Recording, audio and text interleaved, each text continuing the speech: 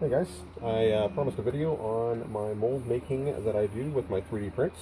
Um, it can be quite the time saver and the money saver. So I'll just go short and sweet to it. I use Mold Max 30 Part A, and there's a certain ratio you have to mix it with Part B. It can get pretty expensive, but the cost far outweighs the benefits far outweigh the cost, and you get some pretty good results, which I will show you later. So the general process is first you find yourself a pretty flat surface. Not only does this have to be flat, but the surface that is going on, because the liquid needs to be level. So this isn't quite level, so I would raise it up, or I'd find something else to put it on. But for now, this will do because we're not actually making a mold. Anything will do to make your casting piece. So if you're using something, say you're doing something to 3D print, like this, I don't think I have anything large enough for this, so we'll just, yeah, this will have to do. You would put it over, make sure you have roughly 1/4 of an inch all the way around the print itself, where this is going to be, because you'll need that room and you'll need that flexibility to get the mold to come out and to get the detail that you need. So you can do a number of things. You can glue it down. I found hot glue works the best.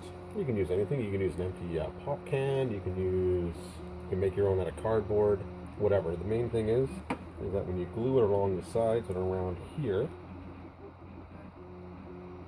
that there's no leaks possible from the mold material, because it is quite liquidy and fluid before it starts to set, and it gets pretty messy, which I'll show you in a bit. So you make that, you hot glue that on there, you put some Elmer's glue or something, make sure you get all the way around the edges, and you place this down. The reason why you want the glue on there is because you don't want any of the Mold Max getting underneath here and affecting your mold. If it does, not a big deal.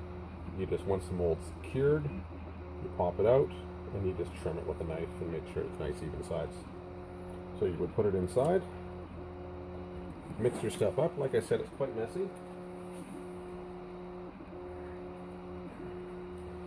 This is my mixing bowl.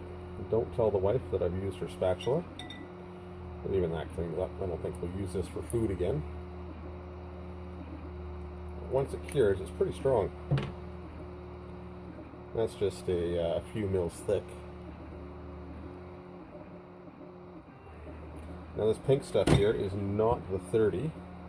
I found out it's not quite as flexible as I would like. So you'd mix that up with the ratio for the part A and the part B. Mixy, mixy, mixy, and then you would pour it in. Now you want to, it's pretty expensive, so what I found works really well is getting a number of these set up, if you have a number to do, right? Because sometimes it's not by weight, they go by milliliters in volume. So you don't want to be wasting any of this. So try to make your mixture as close to what you need. A little bit over is better, of course. You don't want to be under, because you want to get at least 1/4 of an inch above the top of the mold.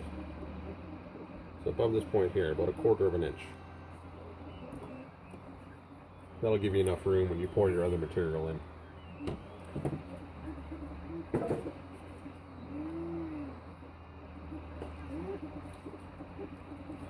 What you're left with is these things here. These are your molds. This is the mold for that one.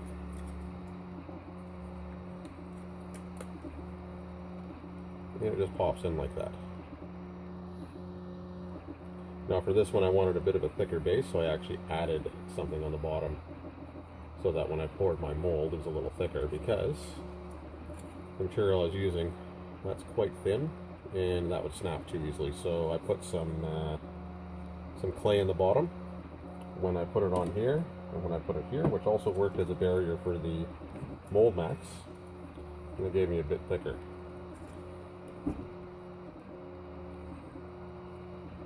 So this is the result here. This is the original 3D print, and it's not my print. This is actually the first print I ever purchased on 3D Hubs. And now that I've printed for a while, I can tell this area here, for someone who's selling them professionally, I wouldn't let that go to my customer. I didn't know any better at the time. I did my research and found out afterwards, which is why I now own my own 3D printers. I figured I could do a little better. So these are the two here. This is a resin cast. I didn't quite like working with resin. It was setting too quickly. Others might have a different experience than me. That's good. If you can do so, let me know, because I'd much rather work with resins than with the stone stuff for some applications. I'm going to see, move up with the camera here.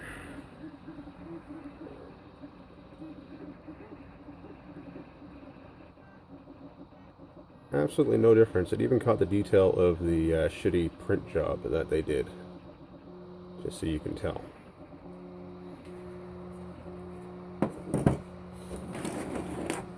So on with the show.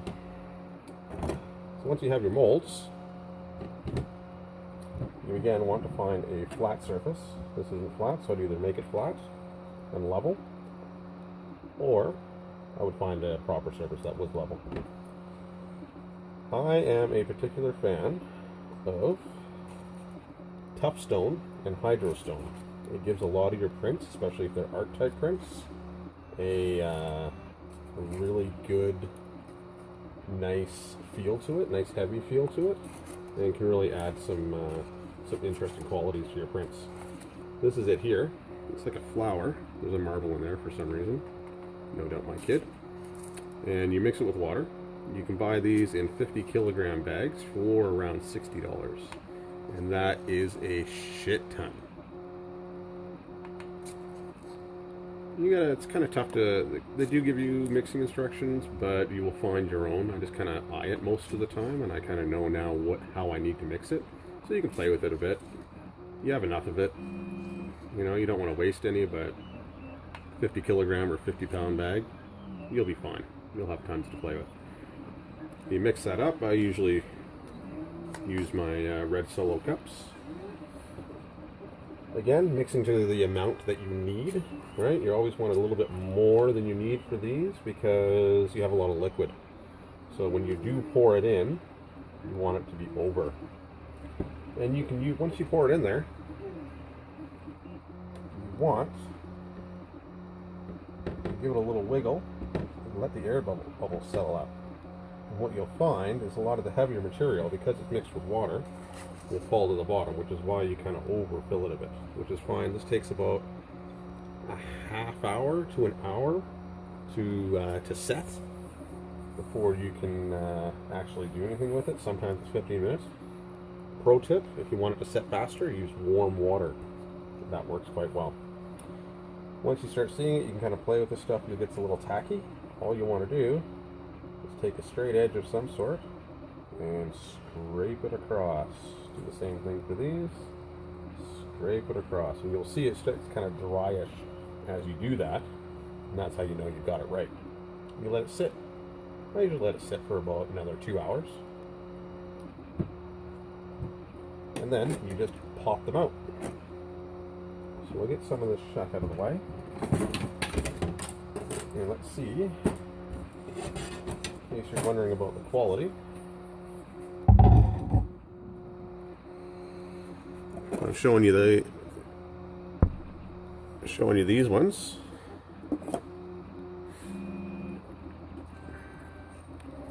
Here's another one I did. I don't have the original print. You can see again another shitty print, because you can see where the material was sinking into the infill. The little squares there. Just ridiculous. Can't believe I paid that much money for them. Anyways. Once you paint them, that goes away. That there, this is all, you'll probably recognize it if you play Catan. You get nice, sharp edges.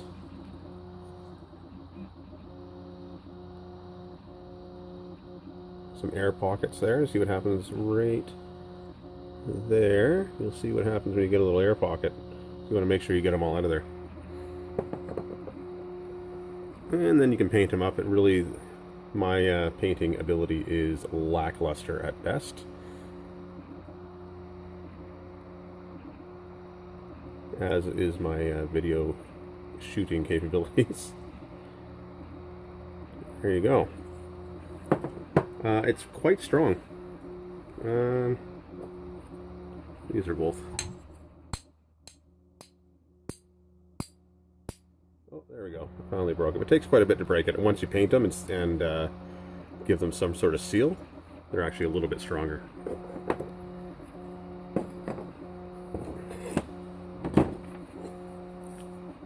Here's an original print. Now this is my print, not from 3D Hubs. And this is the finished product. It actually paints better than it does on plastic for the 3D print.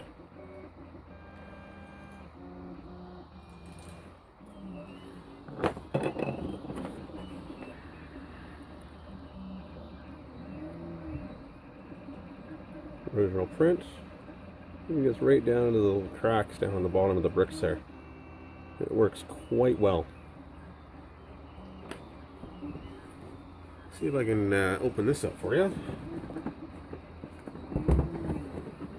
This print here was actually printing this box. Took me 8 attempts with ABS until I finally found PLA.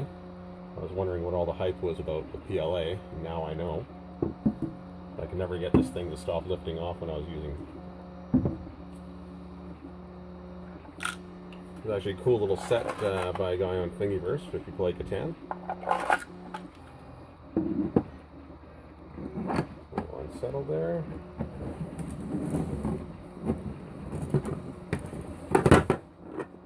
A little piece for your dice, for your rule books. That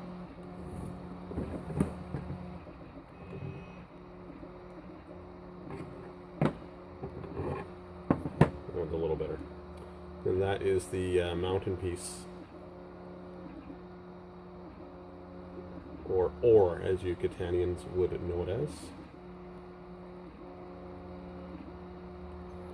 And they come with these nice little, this is a bad print, but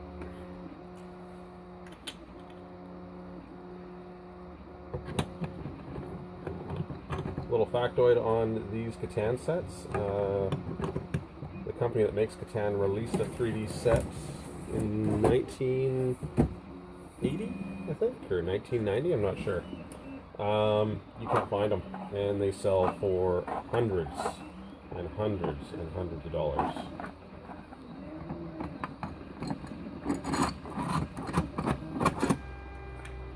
So there you go. There is my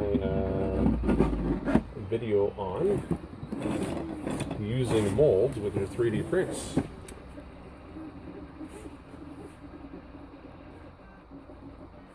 I have a number of them. This is just a few of them that I can grab without being off camera for too long.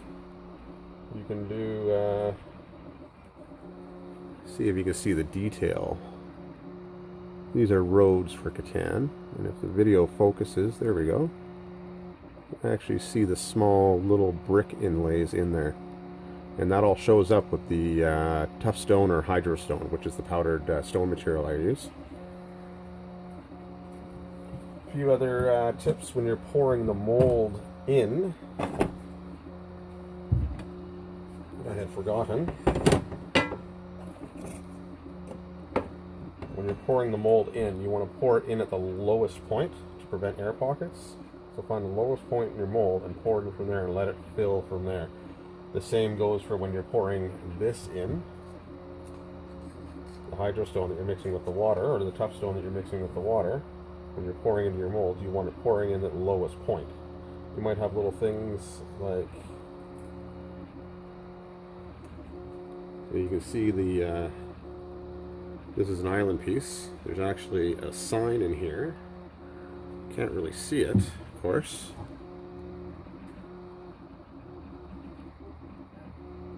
But once that sign is, it's actually quite thin.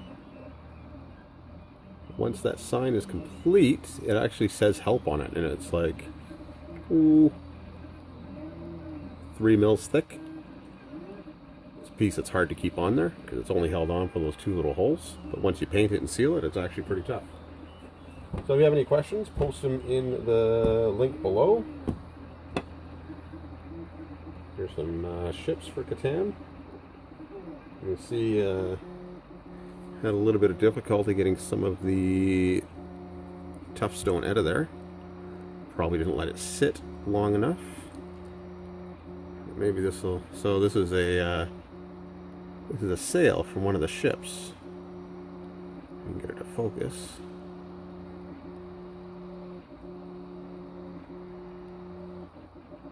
Sorry, it's a shitty Samsung camera.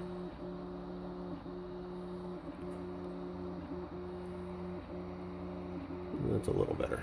So yeah, if you have any questions, post them below, and yeah, have fun, guys.